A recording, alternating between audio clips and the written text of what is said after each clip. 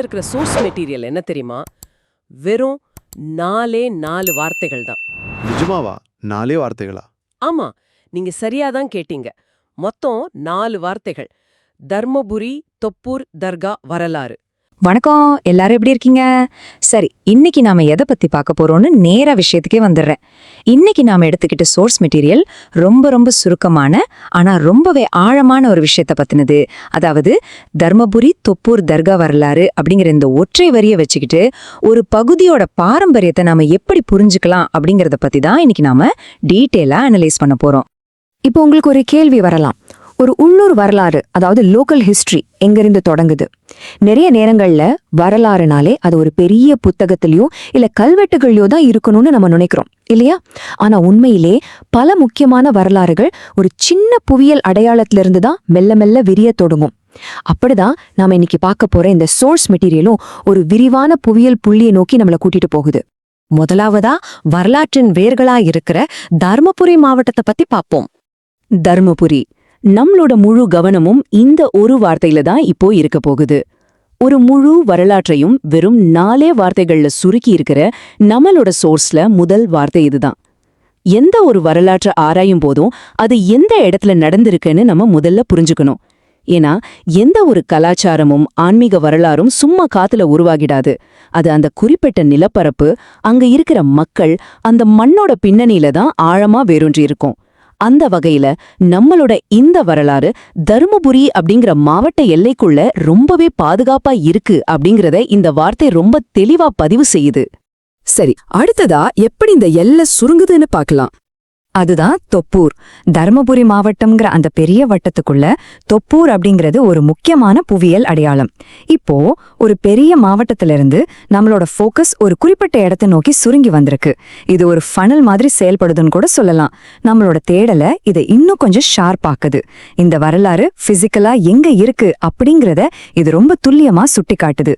தொப்பூர் அப்படிங்கிறது வெறும் ஒரு மேப்ல இருக்கிற பெயர் கிடையாது. நம்ம தேடிட்டு இருக்கிற வரலாறு உண்மையிலே வாழ்ந்துட்டு இருக்கிற இடம். இப்போ இந்த நிலப்பரப்புல இருந்து அந்த குறிப்பிட்ட ஆன்மீக வரலாற்று அடையாளத்துக்குள்ள நுழையலாம். தர்கா, அதாவது இப்போ நாம வெறும் ஒரு இடம் அப்படிங்கிற விஷயத்துல இருந்து ஒரு மைய கருத்துக்கு மாறி இருக்கோம். தொப்பூர்ல இருக்கிற ஒரு குறிப்பிட்ட ஆன்மீக மையத்தை, ஒரு புனித இடத்தை இந்த வார்த்தை குறிக்குது. பொதுவாவே ஒரு இஸ்லாமிய புனிதரோட சமாதி அல்லது தியான இடமா, மக்களோட நம்பிக்கைக்குரிய ஒரு இடமா தர்காக்கள் இருக்கிறது நமக்கு தெரியும். நம்ம சோர்ஸ் மெட்டீரியலோட மைய கருவே இந்த தர்கா தான்.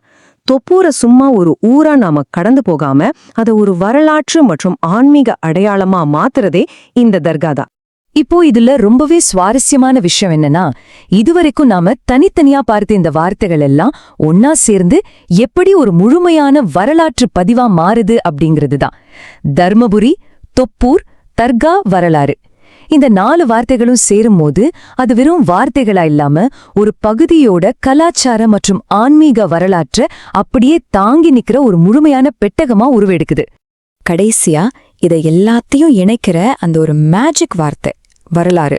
வரலாறுனா வெறும் பழங்காலத்துல நடந்த விஷயங்களோட லிஸ்ட் கிடையாது. குறிப்பா இந்த மாதிரி உள்ளூர் இடங்களோட வரலாறு அப்படிங்கிறது மக்கள் மனசுல தலைமுறையா வாழ்ந்துட்டு இருக்கிற ஒரு எழுதப்படாத மரபு. அந்த பகுதியோட ஆன்மீக பாரம்பரியத்தை, மக்களோட நம்பிக்கைகளை, அப்புறம் கலாச்சார நினைவுகளை எல்லாம் பாதுகாக்கிற ஒரு பெரிய வாசலா இந்த ஒற்றை வார்த்தை செயல்படுது. இந்த ஒட்டுமொத்த வாக்கியமும் தொப்பூர் தர்காவோட செழுமையான பின்னணியை புரிஞ்சுக்க நமக்கு கிடைச்சிருக்கிற ஒரு அருமையான சாவியும் சொல்லலாம். அப்போ இங்க ரொம்ப முக்கியமான பாயிண்ட் என்னன்னா, ஏன் நாம இந்த ஒரு குறிப்பிட்ட வரலாற்றின் மேல, அதுவும் இந்த 4 வார்த்தைகள் மேல இவ்ளோ ஆழமா கவனம் செலுத்தணும்? கொஞ்சம் யோசிச்சு பாருங்க. ஒரு உள்ளூர் ஆன்மீக தலம், அதோட வரலாறுன்னு ரொம்ப சிம்பிளா கொடுக்கப்பட்டிருக்கிற இந்த சோர்ஸ் அந்த பகுதியோட வேர்களை நம்ம எப்பவுமே மறந்துடக்கூடாது அப்படிங்கறத நமக்கு ரொம்ப அழுத்தமா உணர்த்துது.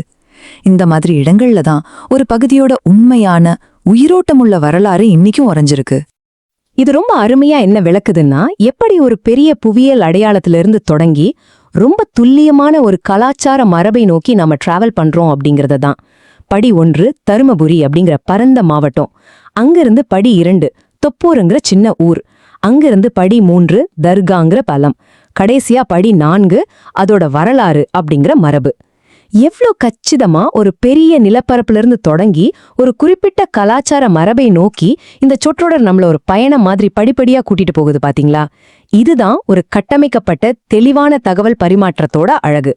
நாம இந்த அனாலிசிஸோட கடைசி பகுதிக்கு வந்துட்டோம். தொப்பூர் மாதிரி இடங்கள்ல வரலாறு பாதுகாக்கப்படுறது அப்படிங்கிறது அதோட இருப்ப நாம முதல்ல அங்கீகரிக்கிறதுல இருந்து தான் தொடங்குது.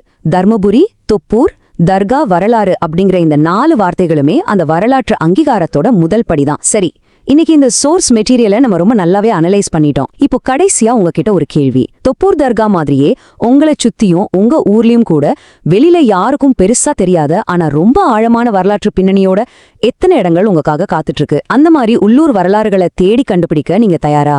கொஞ்சம் யோசிச்சு பாருங்க. இந்த தேடல் கண்டிப்பா உங்களோட கற்றல் பயணத்தை இன்னும் சுவாரஸ்யமாக்கும். மீண்டும் ஒரு நல்ல பதிவுல சந்திக்கலாம்.